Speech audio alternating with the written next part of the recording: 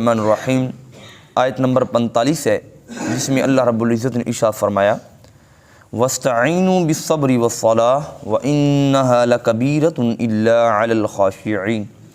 اللہ رب العزت نے ارشاد فرما دیا کہ لوگو، اگر تم اس دنیا کی سمندر کو اگر تم پار کرنا چاہتے ہو تو تمہیں میں 2 کشتیاں دیتا ہوں، ان کشتیوں پر اگر سوار ہو جاؤ گے تم یہ دنیا کا جو سمندر ہے، دنیا کی جو دلدل ہے، جو دنیا کی جو مصیبت زدہ، یہ دنیا جو ہے وہ قید خانہ ہے، یا دنیا کی مصیبتیں ہیں، ان تمام مصیبتوں سے 2 کشتیوں کے ذریعے تم نکل جاؤ گے۔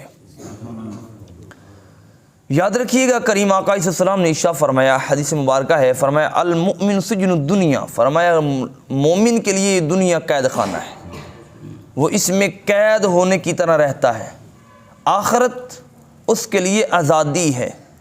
اسی طریقے سے مومن کی روح کے بارے میں آتا ہے، حضرت جعفر طیار رضی اللہ تعالیٰ عنہ جب آپ کا وصال مبارکہ ہوا تو کریم آقا علیہ السلام نے ارشاد فرمایا اب یہ طیار بن چکے ہیں، اب یہ آزاد ہو چکے ہیں، تو یہ جنت کے پرندوں میں سے ایک پرندے بن چکے ہیں۔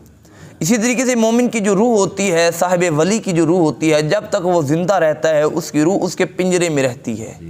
مرنے کے بعد حدیث مبارکہ میں آتا ہے اور مختلف اولیاء کرام نے لکھا ہے کہ مرنے کے بعد اللہ کے ولی، اللہ کے نیک بندے کی روح اس طریقے سے پرواز کرتی ہے جس طریقے سے شاہین پہاڑوں پر پرواز کرتا ہے، یعنی کہ جہاں اس کا جی چاہتا ہے، جس کی مدد کو جی چاہتا ہے، جو اس کو پکارتا ہے، اللہ کے ولی کی نیک بندے کی روح اس کو وہاں پر مدد پہنچاتی ہے۔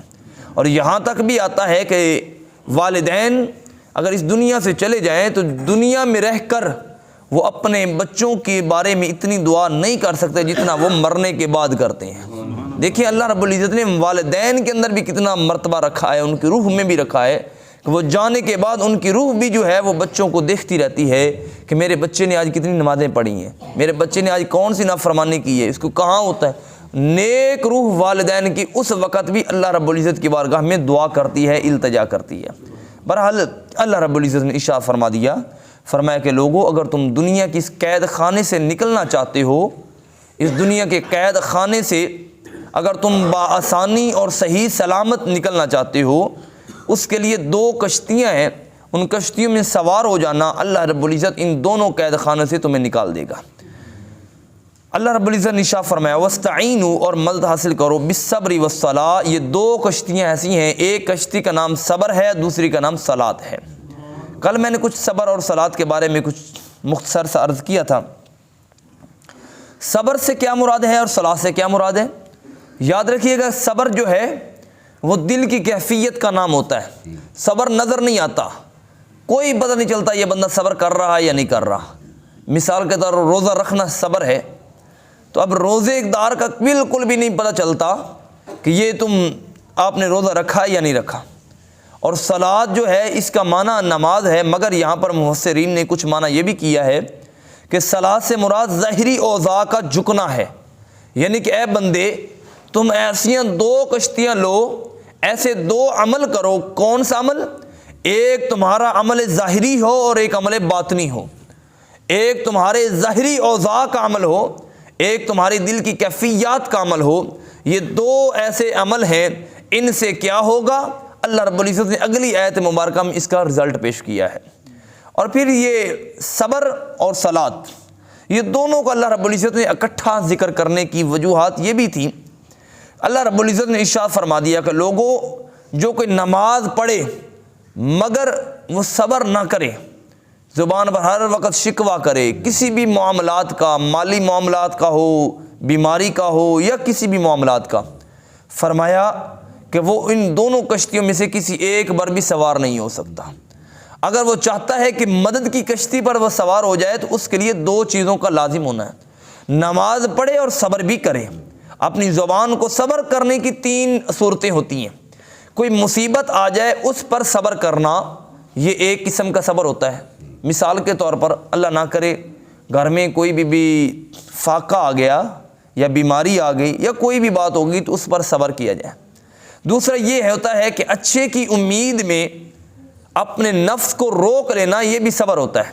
مثال کے طور پر انسان کا نفس چاہتا ہے کہ یار سود کے ذریعے تو پیسہ ڈبل ہو جاتا ہے، انسان کو اثرات بھی مل رہے ہیں، رشوت کے پتہ بھی ہے کہ یار یہ مجھے کسی کو پتہ ہی نہیں چلے گا، میرے افسر کو یا فلاں کو کوئی بھی بات ہے، تو وہاں پر یعنی کہ برائی کو دیکھنے کے باوجود رک جانا، اس کو صبر کہتے ہیں۔ پتہ ہے کہ مثال کے طور پر ایک آدمی ہے نا، مثال کے طور پر وہ بوڑھا ہو گیا ہے، شیخ کبیر ہو گیا جس کو بوڑھا آدمی کہتے ہیں، اگر وہ بوڑھا آ گیا ہے تو اس کو کوئی گناہ کا کوئی موقع ہی نہیں ملتا، تو وہ صبر کرتا ہے، اس کا صبر کرنا اتنا اعلیٰ درجے کا نہیں ہے جتنا اعلیٰ درجے کا اس بندے کا صبر ہے جس کو برائی کا موقع بھی ملتا ہے مگر اللہ سے ڈر جاتا ہے کہ باری تعالیٰ تو نے روکا ہے۔ یہ دوسری قسم کا صبر ہے، اس میں مختلف چیزیں آ سکتی ہیں، حرام کی کمائی سے ہاتھ پیچھے کھینچ لینا یہ بھی صبر ہے۔ مثال کے طور پر شراب کی طرف دل مائل ہو رہا ہے، شراب سے پینے سے رک جانا یہ بھی صبر ہے۔ مثال کے طور پر انسان کے وجدان ہوتا ہے وہ گانے کی طرف مائل ہوتا ہے، گانے کو اس لیے بند کر دینا کہ میرے مصطفیٰ نے فرمایا الغناء ينبت النفاق فی القلب وينبت الماء فی الزرع، حضور کی حدیث مبارکہ سن کے اپنے آپ کو گانے کی طرف سے روک لینا یہ بھی صبر ہے۔ اسی طریقے سے مختلف چیزوں کا صبر ہے۔ تیسرا صبر یہ ہے کہ نیکی کے اوپر استقامت رکھنا یہ بھی صبر ہے۔ مثال کے طور پر نماز کو نہ چھوڑنا، چھوڑنے سے مراد نماز میں غفلت نہ کرنا، چھوڑنا تو گناہ کبیرہ ہے نا، لیکن یہاں صبر پر نماز کے اندر غفلت نہ کرنا، تکبیر اولیٰ کے ساتھ نماز فکر سے پڑھنا یہ بھی صبر ہے۔ کسی بھی نیکی کے کام کو کنٹینیو رکھنا، جاری رکھنا، اور اس کے اندر ہلکی سی سستی اور کاہلی کو نہ کرنا یہ بھی صبر ہے۔ کچھ اولیاء کرام نے مختلف صبر لکھے ہیں، مثال کے طور پر جھوٹ سے بچ جانا یہ بھی صبر ہے، یعنی کہ اپنی زبان کو سچائی کی طرف مائل رکھنا ہی صبر ہے، مگر یہ زیادہ تر علماء کرام تین جانب گئے ہیں۔ اور پھر فرمایا وَاسْتَعِینُوا، اور مدد حاصل کرو بِالصَّبْرِ وَالصَّلَاةِ، صبر اور صلاۃ کے ساتھ۔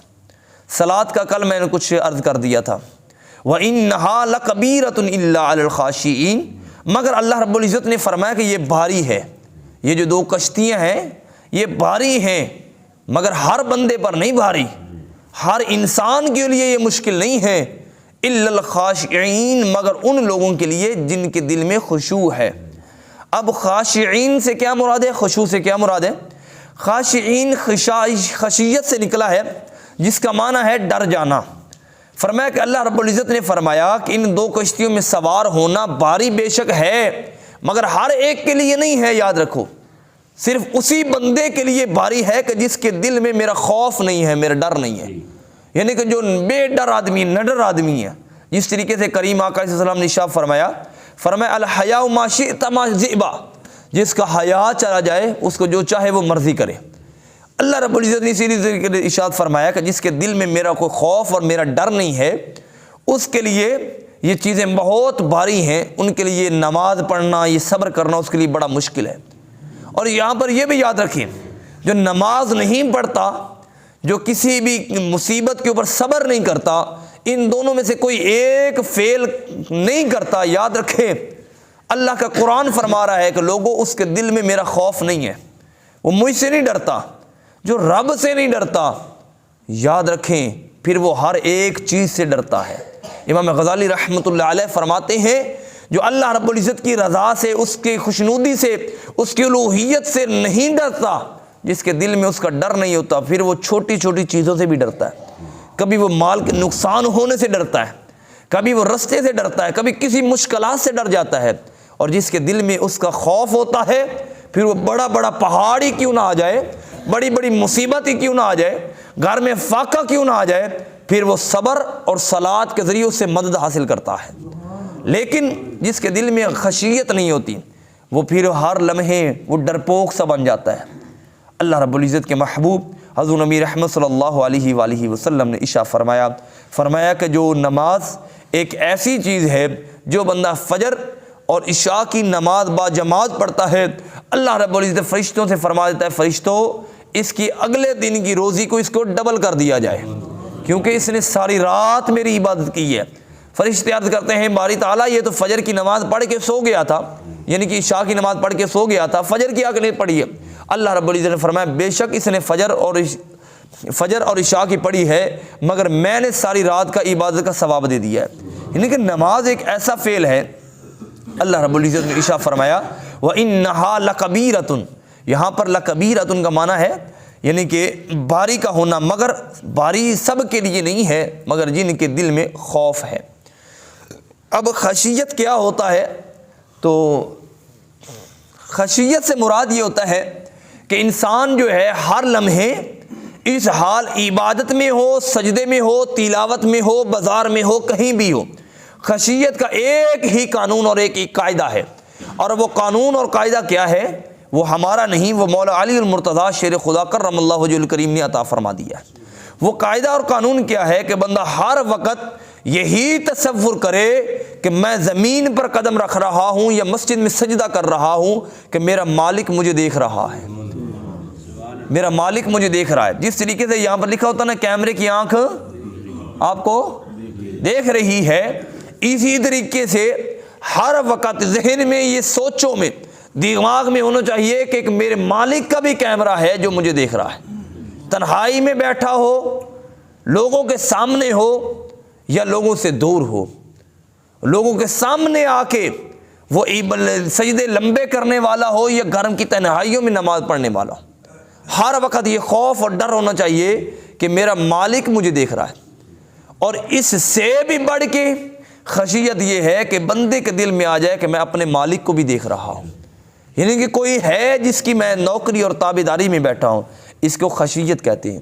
مولانا حضرت عمر بن خطاب رضی اللہ تعالیٰ عنہ روایت فرماتے ہیں، کسی نے پوچھا کہ حضور خشیت کیا ہے؟ آپ نے فرمایا کہ خشیت بچنے کا نام ہے، جس طریقے سے انسان جو ہے وہ کانٹے دار جھاڑیوں سے بچ کر نکلتا ہے، اپنے آپ کو سمیٹتا ہے، اسی طریقے سے ہر وقت اپنے آپ کو سمیٹ کے رکھنا کہ کہیں میرے پلو، میرے جسم کے اوپر، میرے قمیض کے اوپر کہیں گندگی نہ لگ جائے، دنیا کی میل نہ لگ جائے، اپنے آپ کو سمیٹ کر رکھنے کا نام خشیت ہے۔ خشیت جو ہے وہ اللہ رب العزت کے انعاموں میں سے ایک انعام ہے۔ خشیت ہوتا ہے اس کی یاد میں رونا، اس کی یاد میں تڑپنا، اگر کسی سے کوئی نیکی رہ جائے تو اس نیکی میں اپنے آپ کو کی گردنیں جھکا لینا، آنسوں سے آنکھوں کو بھیگ جانا، اس کو خشیت کہتے ہیں۔ اور خشیت ایک بہت بڑا انعام ہے، یہ خشیت ایک بہت بڑی نعمت ہے۔ کاش اللہ رب العزت ہمیں بھی وہ نصیب فرمائے۔ خدا کی قسم جنہیں خشیت الہی آئی انہوں نے بہت کچھ پا لیا، جن کو اس کی بارگاہ میں رونا آیا، آنسو بہانا آیا، انہوں نے اللہ کی بارگاہ سے بہت کچھ حاصل کر لیا۔ اللہ رب العزت نے ارشاد فرمایا، اعوذ باللہ من الشیطان الرجیم، بسم اللہ الرحمن الرحیم، آیہ نمبر 46 ہے، اور یہ آخری آیت مبارکہ ہم آج عرض کریں گے۔ الذین یظنون، اللہ رب العزت نے فرمایا وہ لوگ جن کے دلوں میں خشیت ہے، جن کے دلوں میں ڈر ہے۔ یظنون یہاں پر ظنیت سے نہیں ہے، فرمایا یظنون وہ گمان کرتے ہیں، یقین رکھتے ہیں، انہم ملاقو ربہم کہ وہ اپنے رب سے ملاقات کریں گے، وانہم الیہ راجعون میرے مولا نے فرمایا کہ وہی لوگ واپس میری طرف پلٹ کے آئیں گے۔ اب یاد رکھیے اللہ رب العزت نے خشیت کا لفظ فرما کر خشیت کے انعام میں یہ نہیں فرمایا کہ وہی لوگ ہیں جنات تجری من تحت الانہار جو جنت میں جائیں گے جن کے نیچے نہریں بہتی ہیں، فرمایا نہیں، جن کے دل میں خشیت آ جائے گی، جنت تو بہت چھوٹا انعام ہے میری ملاقات کے آگے، میرے دیدار کے آگے۔ فرمایا کہ جن کے دل میں خشیت ہوگی، خوف ہوگا، اور اس وجہ سے اپنے آپ کو روکیں گے صبر اور نماز کے ذریعے، فرمایا الذین یظنون وہ یہ یقین کر لیں انہم ملاقو ربہم کہ اللہ ان سے ملاقات فرمائے گا، اپنا دیدار عطا فرمائے گا، اپنی زیارت فرمائے گا۔ امام حسن بصری رحمۃ اللہ علیہ لکھتے ہیں، آپ فرماتے ہیں کہ جنت کے اندر کچھ لوگ جائیں گے، وہ عرض کریں گے کہ مالک کائنات ہم جنت میں آ چکے مگر ہمیں انعام نہیں دیا گیا۔ اللہ رب العزت فرمائے گا، ندا دے گا کہ اے بندے تمہیں یہ انعام ہی تو ہے، یہ جنت کے باغات ہیں، یہ جنت کی نہریں ہیں، یہ جنت کے پھل ہیں، یہ حور و خلما ہے، یہ تابعداری میں تمہارے بہترین مکان ہے جو میں نے تمہیں فری میں دے دیے۔ وہ عرض کریں گے کہ باری تعالیٰ ہم نماز تیری جنت کے لیے نہیں پڑھتے تھے، ہم روزے تیری جنت کے لیے نہیں رکھتے تھے، ہم روزے تیرے قرب کے لیے رکھتے تھے، تیرے دیدار کے لیے رکھتے تھے، ہم لالچی انسان نہ تھے، ہم تاجر نہیں تھے کہ اس وجہ سے سجدہ کرے اور مالک ہمیں جنت عطا فرما دے۔ جنت کا مل جانا بہت بڑی نعمت ہے، مگر دیدار الہی کے آگے وہ نعمت بھی بڑی ہلکی ہے۔ کچھ لوگ جنت میں رہ کر وہاں پر بھی کہیں گے کہ مالک ہمیں وہ نعمت عطا فرما جس کا تو نے ہم سے وعدہ فرمایا ہے۔ شہیدوں سے جو شہید ہو جاتے ہیں ان سے پوچھا جائے گا کہ تم جنت میں آ کے خوش ہو؟ وہ کہیں گے کہ نہیں، ہم خوش نہیں ہیں۔ دیکھو یہ میرے مصطفیٰ نے یہ غیب کی خبریں عطا فرمائی، ابھی وہ جنت میں گئے نہیں، مگر مصطفیٰ نے مدینہ طیبہ کے میں بیٹھ کر جنت کی ساری خبریں عطا فرما دی، جنت میں یہ ہوگا۔ کچھ شہید ہوں گے، ان سے پوچھا جائے گا کہ آپ کیا خوش ہیں؟ شہید کہے گا نہیں، ہم خوش نہیں ہیں۔ پوچھا جائے گا خوش کیوں نہیں ہیں؟ جنت اتنی بڑی نعمت ہے، جنت کے خزانے، جنت کا مال، جنت کی خوراکیں، وہ تو دنیا میں جناب اگر ایک ذرہ بھی ڈال دیا جاتا تو دنیا والے اس کی خوشبو سے ہی ان کے پیٹ بھر جاتے، تو تم جنت میں آ کے خوش کیوں نہیں؟ وہ کہیں گے کہ جب ہم اللہ کی راہ کے اوپر ذبح ہو رہے تھے، اپنے گردنوں پر چھریاں چلا رہے تھے، میدان کربلا میں اپنے مصطفیٰ کے دین کا جھنڈا بلند کر رہے تھے، جو وقت شہادت اللہ نے جو ہمیں اپنی تجلی عطا فرمائی تھی نا، اس تجلی میں جو مزہ تھا وہ جنت میں آ کے بھی نہیں ملا ہے۔ یعنی کہ اللہ رب العزت کے دیدار میں، اس کی محبت میں، اس کی زیارت میں، اس کے سامنے دیکھنے میں، اس کی ملاقات میں جو انسان کو مزہ آئے گا، جو چاشنی ملے گی، خدا کی قسم کروڑوں جنتیں بھی مل جائیں وہ مزہ کہیں بھی نہیں مل سکتا۔ یاد رکھیے گا ہمیشہ، میں رابعہ وسری کے بارے میں ایک ضعیف روایت آتی ہے لیکن وہ میں عرض کر دیتا ہوں کہ کسی نے پوچھا کہ تم نماز کس لیے پڑھتے ہو؟ انہوں نے کہا جی جنت میں جانا ہے۔ کہا تو تم تو بہت بڑے لالچی ہو، پھر تو تم تو نماز اس لیے پڑھتے ہو کہ جنت میں جاؤں گا، تم رب کے لیے کیا کرتے ہو؟ اللہ رب العزت کل قیامت والے دن کچھ بندوں سے پوچھے گا کہ تم کچھ اعمال لے آئے ہو، بتاؤ۔ وہ کہیں گے عرض باری تعالیٰ ہم سجدے لے آئے، ہم فلاں لے آئے، فلاں لے آئے، فلاں لے آئے، سارے اعمال وہ بتا دیں گے، مگر ایک عمل ایسا ہوگا وہ چھپا لیں گے۔ اب اللہ رب العزت سے تو کون چھپا سکتا ہے؟ اس کو سب کچھ، وہ تو علیم بصیر، دلوں کی علیم بذات الصدور، وہ تو دلوں کی باتوں کو جاننے والا ہے، وہ دلوں میں اٹھنے والے خیالات کو جاننے والا، اس سے کون چھپا سکتا ہے؟ مگر اللہ رب العزت فرمائے گا کہ یہ جو تم نے یہ چھپا لیا یہ کیا ہے؟ عرض کریں گے باری تعالیٰ یہ سارا کچھ جنت کے لیے تھا، ایک عمل ایسا ہے جو صرف اور صرف جنت کے لیے نہیں ہے بلکہ تیرے دیدار کے لیے ہے۔ اللہ رب العزت فرمائے گا کہ اب روایات میں آتا ہے، سیرت حلبیہ والوں نے لکھا ہے کہ وہ عمل کون سا ہے؟ وہ کہیں گے کہ باری تعالیٰ زکوٰۃ دی، روزے رکھے، نماز پڑھی، سارا کچھ کیا جنت کے لیے، مگر ایک عمل ایسا ہے جو جنت کے لیے نہیں کیا۔ اللہ رب العزت فرمائے گا وہ عمل کس لیے کیا ہے؟ اور عرض کریں گے کہ باری تعالیٰ وہ عمل تیرے دیدار کے لیے کیا ہے، تیری ملاقات کے لیے کیا ہے۔ اللہ رب العزت فرمائے گا وہ کون سا عمل ہے؟ وہ عرض کریں گے پیارے حبیب ہم نماز پڑھ کے تیرے حبیب پر جو درود بھیجتے تھے وہ تیرے دیدار کے لیے کیا ہے۔ نماز پڑھ کر نماز ہم پڑھتے تھے، سجدہ کرتے تھے، فرض نماز پڑھتے، مگر اس کے بعد کچھ دیر بیٹھتے تھے، کچھ دیر ہم مصطفیٰ کی ذات پر جان رحمت لاکھوں سلام پڑھتے تھے، ہم حضور کی ذات پر صلاۃ والسلام علیک یا رسول اللہ پڑھتے تھے۔ پیارے حبیب باری تعالیٰ یہ تمام جو اعمال ہیں تیری جنت کے لیے، یہ خاص وظیفہ ہے یہ تیرے دیدار کے لیے ہے۔ اللہ رب العزت فرمائے گا کہ تو نے میرے حبیب کا نام لیا ہے، میں تمہیں ان لوگوں میں شامل کر لیتا ہوں جن کو میں اپنا دیدار کر دوں گا۔ حضرت موسیٰ علیہ السلام میں کیا کمی تھی؟ اللہ کے نبی تھے، سب کچھ تھا، اللہ کلام فرماتا تھا، سارا کچھ تھا۔ عرض کی باری تعالیٰ وہ تجلی مجھے بھی دکھا دے، یعنی کہ اس تجلی میں لذت ہی الگ ہے، مزہ ہی الگ ہے، جو تجلی اللہ رب العزت ان کو دکھائے گا علی الخاشعین، جن کے دل میں خشوع ہوگا، خوف ہوگا، الذین یظنون، اور وہ لوگ جو یقین رکھتے ہیں انہم ملاقو ربہم، کہ وہ اپنے رب سے ملاقات کریں گے۔ اللہ رب العزت نے فرمایا کہ ان کو بتا دو پیارے حبیب وَأَنَّهُمْ إِلَيْهِ رَاجِعُونَ، میں ہی ہوں تو جس کی طرف انہوں نے پلٹ کے آنا ہے، لوٹ کے آنا ہے۔ ہاں لوٹ کے سب نے آنا ہے، لوٹنا سب نے ہے، مگر مزہ ان کے لوٹنے کا ہے جن کے دل میں خشیت الہی ہوتی ہے۔ یار جانا سب نے ہے، کوئی ایسا حتیٰ کہ جانوروں سے لے کر انسانوں تک ہر بندے نے اس کی بارگاہ میں جانا ہے، مگر جن ان کے دل میں خوف ہے ان کے جانے کا مزہ ہی الگ ہے۔ وہ کیسے کسی نے کہا تھا یہ عاشق کا جنازہ ہے، ذرا دھوم سے نکلے، طیبہ کی گلیوں میں ذرا گھوم کے نکلے۔ جب حضور کے دیوانے کی جنازہ ہوتی ہے نا، پھر اللہ کی رحمت کے فرشتے آتے ہیں، اس کو ڈھانپتے ہیں یار یہ وہ بندہ ہے جس کے دل میں یہ خوف ہے، مگر جس کے دل میں خوف نہیں ہوتا اس پر صبر بھی باری ہوتا ہے